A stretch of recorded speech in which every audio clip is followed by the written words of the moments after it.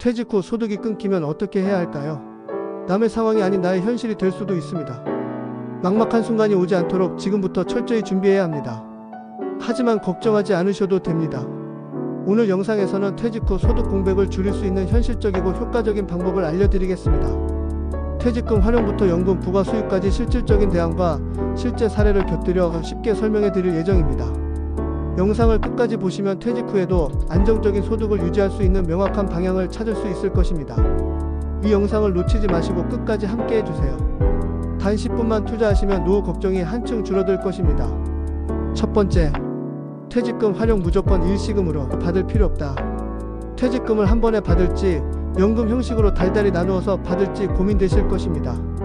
어떤 선택을 하느냐에 따라 퇴직 후 재정 상황이 크게 달라질 수 있습니다. 일시금으로 받으면 목돈이 생기지만 높은 퇴직 소득세를 부담해야 합니다. 반면 연금 형식으로 달달이 받으면 세금 감면 혜택을 받을 수 있고 일정 기간 안정적인 소득이 보장됩니다. 예를 들어 퇴직금 3억 원을 받은 한 분이 일시금으로 수령하셨습니다. 하지만 퇴직 소득세 1억 원을 공제하고 나니 실수령액은 2억 원에 불과했습니다. 반면 다른 분은 퇴직금을 연금 형태로 나누어서 수령하여 퇴직 소득세 30%를 감면받아 실수령액이 더 많아졌습니다. 퇴직금을 IRP 개인형 퇴직연금 계좌에 넣으면 추가 세액공제 혜택도 받을 수 있습니다. 이 방법을 활용하면 퇴직 후에도 세금을 줄이고 소득을 안정적으로 유지할 수 있습니다. 퇴직금 활용에 대한 이해를 돕기 위해 추가적인 사례를 들어보겠습니다. 예를 들어 퇴직을 앞둔 55세 어씨는 퇴직금을 일시금으로 받을지 연금 형식으로 받을지 고민했습니다. 주변에서는 일시금이 좋다는 의견도 있고 연금이 더 유리하다는 의견도 있었습니다. 고민 끝에 어씨는 자신의 생활비 지출 패턴을 분석해 보았습니다. 월 생활비가 300만원인데 퇴직금에서 세금을 공제하고 남은 금액으로 몇 년이나 버틸 수 있을지 계산했습니다. 그리고 비교적 안정적인 현금 흐름을 유지하기 위해 퇴직금을 연금 형태로 분할하여 받기로 결정했습니다. 이처럼 본인의 상황에 맞게 선택하는 것이 중요합니다. 지난번 영상에서 알려드렸듯이 본인의 소비 지출 패턴 분석이 무엇보다 중요한 순간입니다.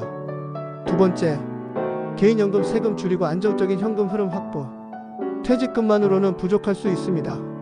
따라서 퇴직 전에 미리 개인연금을 활용하는 것이 중요합니다. 연금저축과 IRP를 활용하면 연간 최대 900만원까지 세액공제를 받을 수 있어 퇴직 전부터 꾸준히 적립하는 것이 유리합니다. 구개인연금의 일정 금액을 적립하면 세액공제와 함께 은퇴 후 비과세 혜택도 받을 수 있습니다. 한 분은 40대부터 매월 30만원씩 연금저축에 넣었습니다. 60세가 되자 매월 100만원씩 안정적으로 받을 수 있었습니다.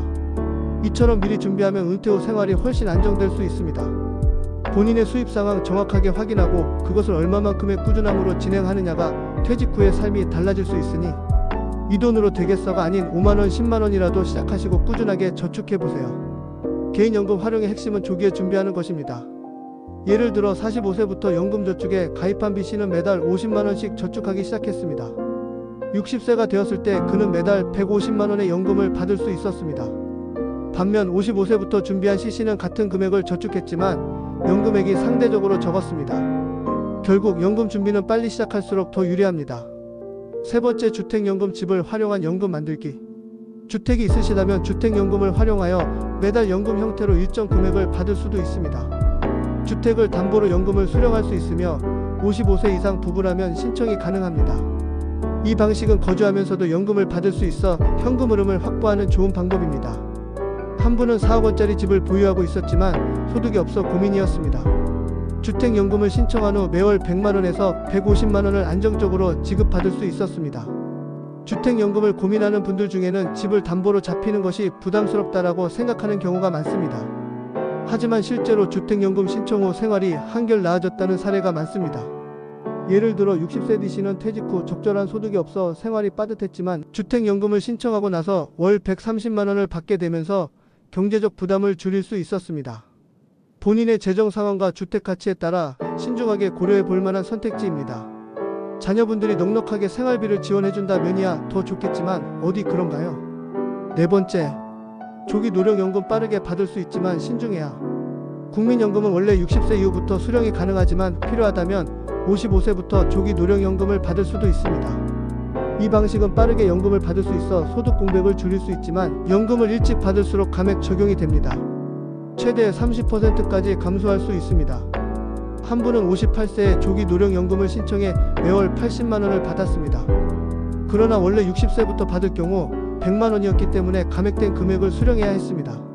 조기 노령연금 활용 시 중요한 점은 감액된 연금으로도 생활이 가능한지 판단하는 것입니다. 55세 이 씨는 경제적 어려움으로 인해 조기 노령연금을 선택했습니다. 초기에는 도움이 되었지만 10년 후 물가 상승과 예상치 못한 지출로 인해 생활이 빠듯해졌습니다.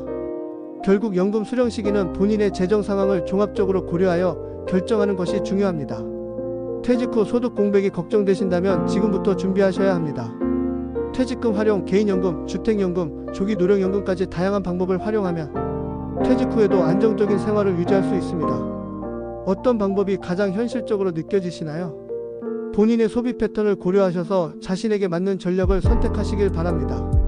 여러분의 내일을 응원합니다. 구독과 좋아요는 더 좋은 영상을 만드는 힘이 됩니다. 내일은 오늘보다 괜찮을 거예요.